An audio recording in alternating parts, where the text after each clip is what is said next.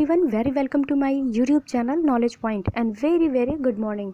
Friends, वैसे तो मैंने ये चैनल सिर्फ अनुदेशक के हित के लिए बनाया है, सिर्फ उनकी इन्फॉर्मेशन के लिए बनाया है ताकि उन्हें सटीक जानकारी मिल सके। लेकिन अभी ये जो मैंने न्यूज़ देखी, ये न्यूज़पेपर में भी आई है और नेट पे भी वायरल हो रही है। तो मैंने सोचा कि आप लोगों को बताया जाए, क्योंकि काफ़ी सारे जो संविदा शिक्षक हैं उन लोगों ने भी NIOS से डीएलएड किया है। तो न्यूज़ ये है कि राष्ट्रीय मुक्त विद्यालय शिक्षण संस्थान यानी कि NIOS का 18 महीने का डीएलएड कोर्स अब शिक्षकों की भर्ती में मान्य होगा। मानव संसाधन विकास मंत्री रमेश पोखरियाल निशंक ने गुरुवार को शिक्षकों के साथ चर्चा में लंबे समय से चले आ रहे इस विवाद का पटाक्षेप कर दिया। साथ ही कहा है कि कोर्ट के आदेश का सम्मान होगा। NCT को इसे लेकर निर्देश दे दिए गए हैं। वह मंत्रालय के इस फैसले ने इस कोर्स को करने वाले देश भर के करीब 15 लाख शिक्षकों को बड़ी राहत दी है। अब वे आगे इस कोर्स के आधार पर शिक्षकों की भर्ती प्रक्रिया में शामिल हो सकेंगे। और उसके साथ ही साथ आप देख रहे हैं कि ये न्यूज़ में भी आ गई है, ये न्यूज़पेपर में भी राष्ट्रीय मुक्त विद्यालय शिक्षण संस्थान का 18 महीने का डीएलएड कोर्स अब शिक्षकों में की भर्ती में मान्य होगा। मानव संसाधन विकास मंत्री रमेश पोखरियाल निशंक ने गुरुवार को शिक्षकों के साथ चर्चा में लंबे समय से चले आ रहे इस विवाद का पटाक्षेप कर दिया। साथ ही कहा है कि कोर्ट के आदेश का सम्मान होगा। राष्ट्रीय अध्यापक शिक्षा परिषद NCT को इसे लेकर निर्देश दे दिए गए हैं। वहीं मंत्रालय के इस फैसले ने इस कोर्स को करने वाले देश भर के करीब 15 लाख शिक्षकों को भी बड़ी राहत दी है। अब वे आगे इस कोर्स से आधार पर शिक्षकों की भर्ती परीक्षा में शामिल हो सकेंगे। 18 महीने के इस डीएलएड कोर्स को लेकर विवाद की शुरुआत उस समय हुई जब बिहार सरकार की ओर से निकाली गई शिक्षकों की भर्ती में NIOS से इस कोर्स को करने वाली निजी स्कूलों के शिक्षकों ने भी आवेदन किया।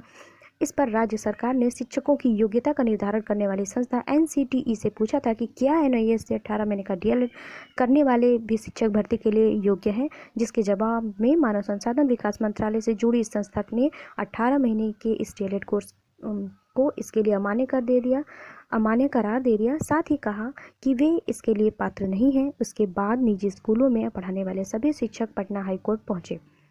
आगे दिया है कि लॉकडाउन में स्कूल कॉलेजों के बंद होने के बाद भी छात्रों को घर बैठे ऑनलाइन पढ़ाने में जुटे शिक्षकों की मानव संसाधन विकास मंत्री रमेश पोखरियाल निशंक ने जमकर तारीफ की। साथ ही उन्हें भी डॉक्टर और पुलिस वालों की तरह कोरोना संकट काल में फ्रंट लाइन का कार्यकर्ता बताया। वहीं उत्तर पुस्तिकाओं के मूल्यांकन कार्य में लगे शिक्षकों को राहत देते हुए उन्हें ऑनलाइन क्लास और प्रतिदिन की रिपोर्टिंग जैसे कार्यों से मुक्त रखने के निर्देश दिए।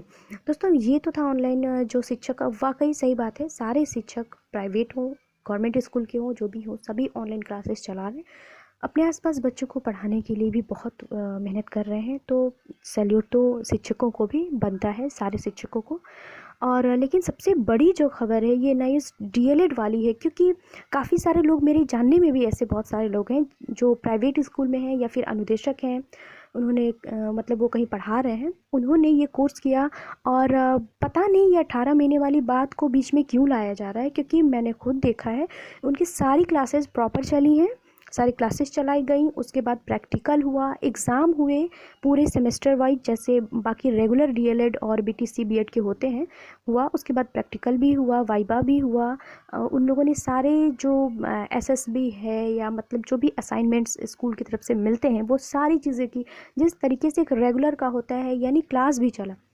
तो उनको ये जो 6 महीने उन्होंने ये जो नहीं किया, 6 महीने पहले एग्ज़ाम करवा दिया, तो इसमें तो सबसे पहली बात ये है कि शिक्षकों की तो कोई गलती है नहीं, क्योंकि जिस तरीके से वो जब संस्था जो है वो जैसे करेगी, जिस तरह से जब एग्ज़ाम लेगी तभी तो जो छात्र हैं वो देंगे।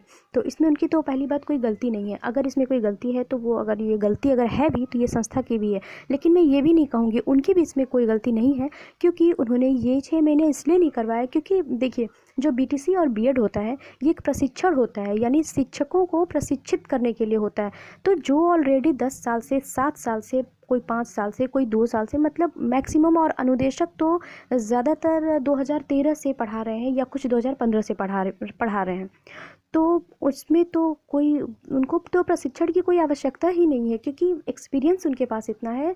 वो जो आज बच्चे रेगुलर BTC BEd भी कर रहे हैं, उनसे वो एक तरह से फ्रेशर ही हैं। और जो अनुदेशक हैं या जो और भी शिक्षक हैं, उनको तो उनके पास ज़्यादा नॉलेज होगी ही ना, क्योंकि वो एक्सपीरियंस्ड हैं।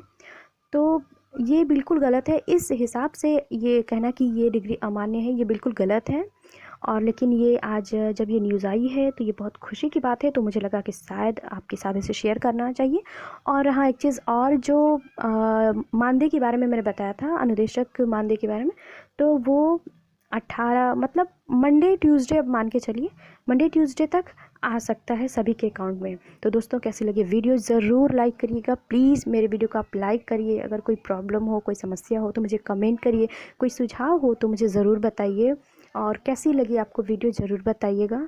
और प्लीज़ मेरे चैनल को सब्सक्राइब करिए। आप इतना कोशिश करिए कि कम से कम जितने अनुदेशक साथी हैं हमारे 31,000, कम से कम वो हमारे चैनल से जुड़ पाएँ। और अगर कहीं भी आपको कोई भी कमी नज़र आती है तो प्लीज़ ज़रूर बताइए। और साथ ही आपका धन्यवाद भी कहूँगी, क्योंकि आप सबने मुझे बहुत सपोर्ट किया है। बहुत बहुत धन्यवाद आप सभी का। Thank you so much.